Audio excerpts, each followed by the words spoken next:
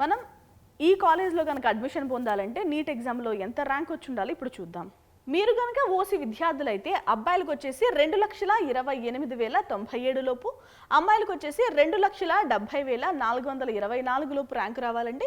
BCA విద్యార్థులకైతే అమ్మాయిలకి 3,63,507 లోపు రావాలి. అబ్బాయిల ఇన్ఫర్మేషన్ అయితే అవైలబుల్గా లేదు.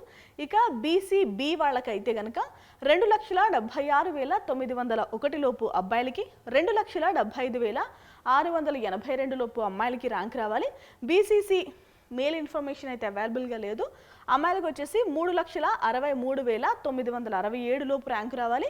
ఇక బీసీబీ వాళ్ళకైతే కనుక అబ్బాయిలకు వచ్చేసి 2,72,534 లోపు, అమ్మాయిలకు వచ్చేసి 2,82,568 లోపు అయితే ర్యాంక్ రావాలి.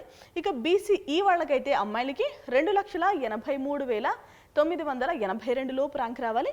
ఎస్సీ విద్యార్థులకైతే అబ్బాయిలకు వచ్చేసి 3,52,242 లోపు, అమ్మాయిలకు వచ్చేసి 3,60,753 లోపు ర్యాంక్ రావాలి. ఇక ఎస్టీ విద్యార్థులకైతే 3,29,111 లోపు అబ్బాయిలకి, 3,09,602 లోపు అమ్మాయిలకి ర్యాంక్ రావాలండి. సో ఇవి నీట్ ఎగ్జామ్లో రావాల్సిన ర్యాంక్ యొక్క క్లోజింగ్ ర్యాంక్స్.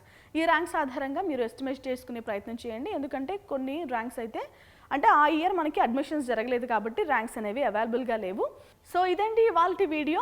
మన ఛానల్ని ఎవరైనా సబ్స్క్రైబ్ చేసుకోకుండా చూస్తూ ఉంటే సబ్స్క్రైబ్ చేసుకోండి. మరొక డెంటల్ కాలేజ్తో మళ్ళీ కలుద్దాం. నమస్తే.